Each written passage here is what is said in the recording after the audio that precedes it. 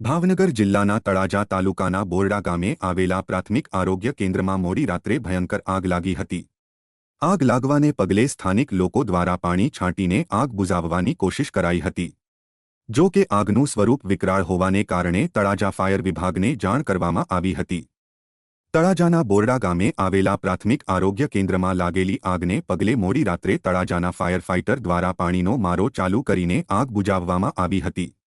જો કે આ સાથે સ્થાનિકો દ્વારા પણ ઇલેક્ટ્રિક પાણીની મોટરથી પાણી ચાલુ કરીને આગ બુઝાવવા આવી હતી। જો કે આ સાથે સ્થાનિકો દ્વારા પણ ઇલેક્ટ્રિક પાણીની મોટરથી પાણી ચાલુ કરીને આગ બુઝાવવા પ્રયત્ન કર્યો હતો।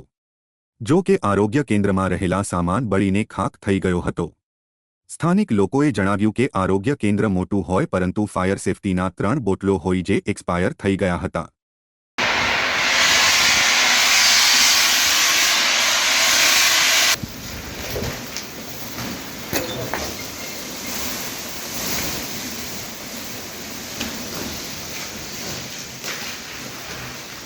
હોઈ ગયું